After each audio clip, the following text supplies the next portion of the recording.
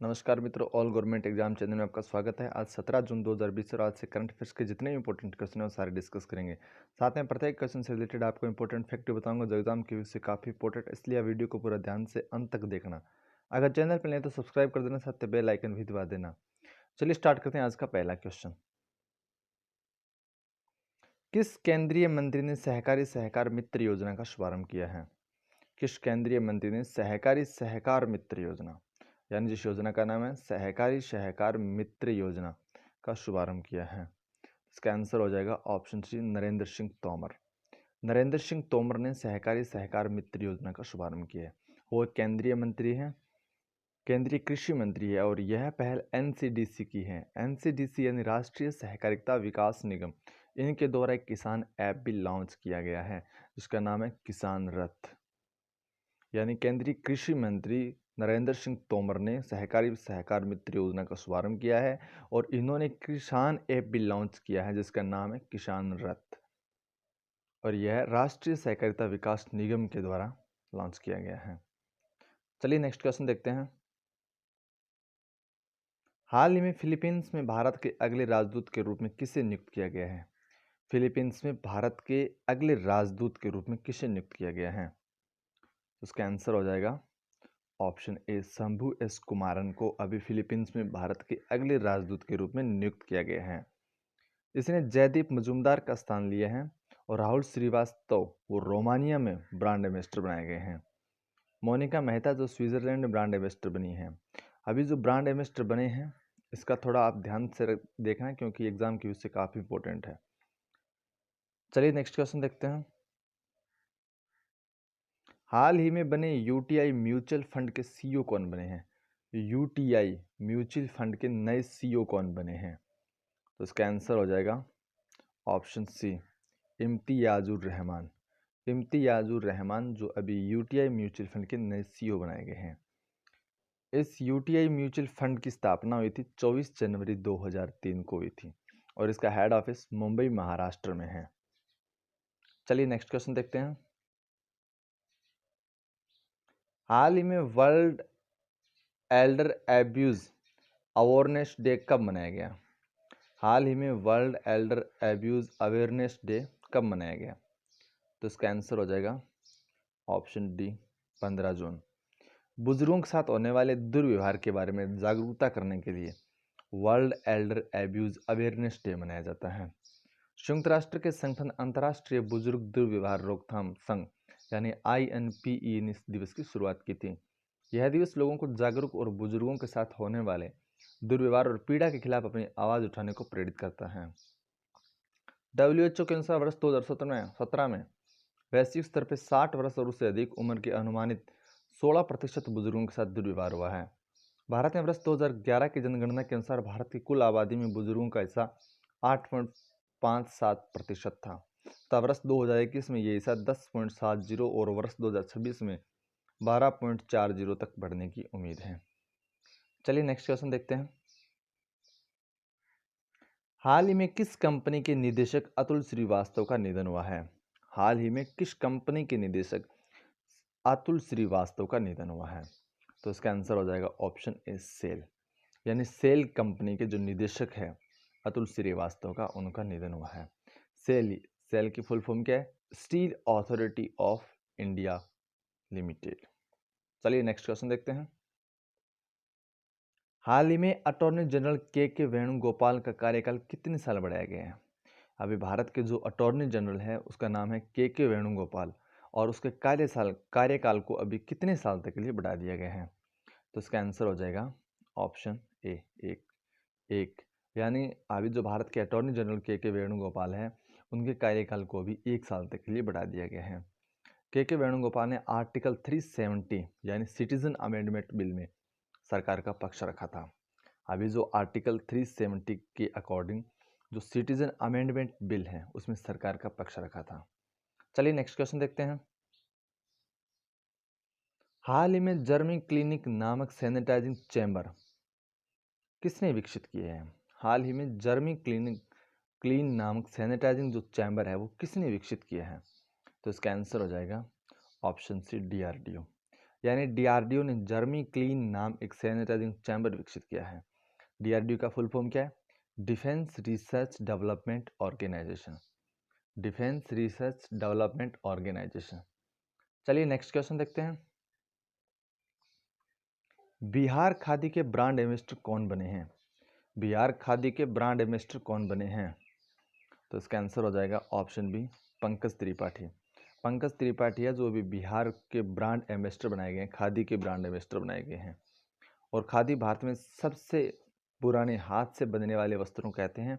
और खादी वस्त्र सूती, रेशम या ऊन से बने हो सकते हैं। इसके लिए बनने वाला सूत चरखे की सहायता से बनाया जाता है। पंकज त्रिपाठी एक अभिनेता है। बिहार राज्य की स्थापना हुई थी 22 मार्च 1912 को और इसकी राजधानी है पटना। और मुख्यमंत्री नीतीश कुमार जो जनता दल पार्टी से बिलोंग करते हैं। चलिए नेक्स्ट क्वेश्चन देखते हैं। किसने national health care supply chain portal launch किया है? किसने national health care supply chain portal launch किया है? तो इसका आंसर हो जाएगा ऑप्शन बी, CSIR। CSIR ने national health care supply chain portal को लॉन्च किया है। इसका उद्देश्य वास्तविक समय पर महत्वपूर्ण है, स्वास्थ्य आपूर्ति की उपलब्धता प्रदान करना है और आरोग्य पथ निर्माताओं, आपूर्तिकर्ताओं और ग्राहकों की मदद करेगा। CSIR यानी council of scientific and industrial resource, वैज्ञानिक तथा औद्योगिक अनुसंधान परिषद। इसकी स्थापना हुई थी 26 सितंबर 1942 को और इसके डायरेक्टर जनरल हैं शेखर सी मांडे। चलिए नेक्स्ट क्वेश्चन देखते हैं। ग्लोबल विंड डे कब मनाया जाता है? ग्लोबल विंड डे कब मनाया, यानी वैश्विक पवन दिवस कब मनाया जाता है? तो इसका आंसर हो जाएगा ऑप्शन डी, 15 जून। 15 जून को ग्लोबल विंड डे दिवस मनाया जाता है। इस दिवस का उद्देश्य दुनिया भर में पवन ऊर्जा का उपयोग और उसको शक्ति के प्रति लोगों में जागरूकता बढ़ाने के लिए हर वर्ष 15 जून को यह दिवस मनाया जाता है। EWEA और GWEC के द्वारा संयुक्त रूप से इस दिवस की घोषणा की गई थी। EWEA यानी यूरोपियन विंड एनर्जी एसोसिएशन और GWFC यानी ग्लोबल विंड एनर्जी एसोसिएशन ने मिलकर इस दिवस की स्थापना की थी। इसकी स्थापना 2005 में की गई थी और इसका मुख्यालय ब्रुसेल्स जो बेल्जियम है और इसके CEO कौन है? बैन बैकवेल। चलिए नेक्स्ट क्वेश्चन देखते हैं। भारत ने किस देश के साथ मिलकर लोनार पोलर एक्सप्लोरेशन मिशन को शुरू करेगा?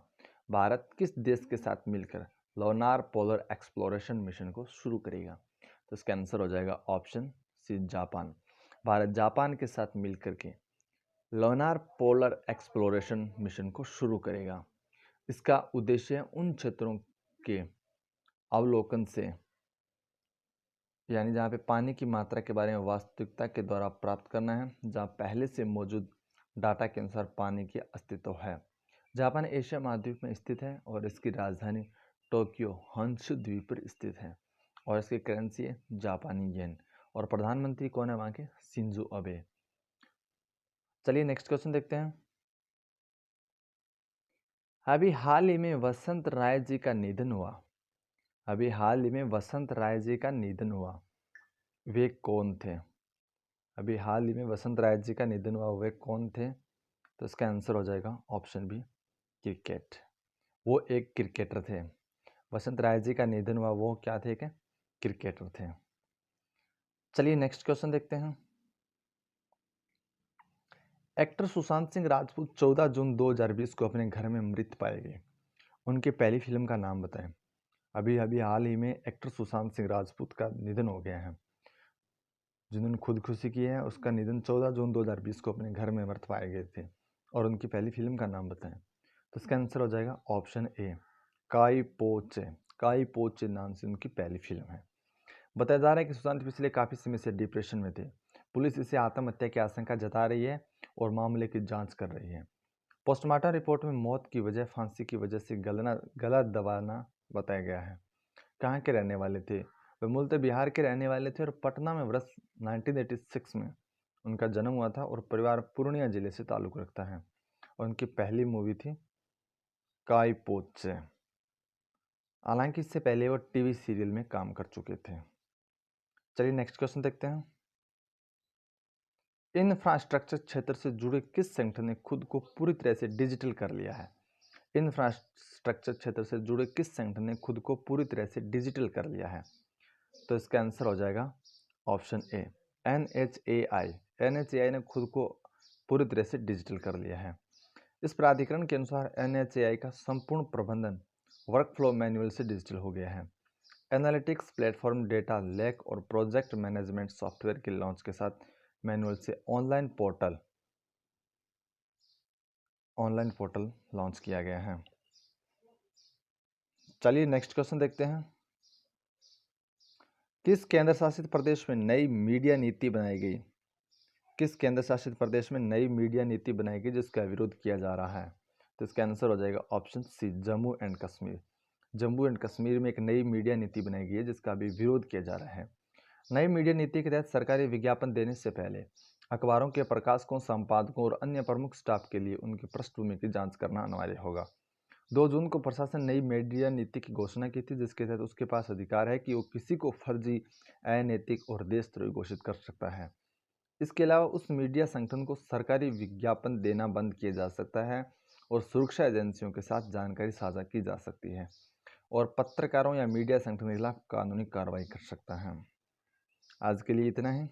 इस वीडियो को एटलीस्ट एक स्टडी ग्रुप में शेयर करना, अपने मित्रों के पास ज़्यादा से ज़्यादा शेयर करना।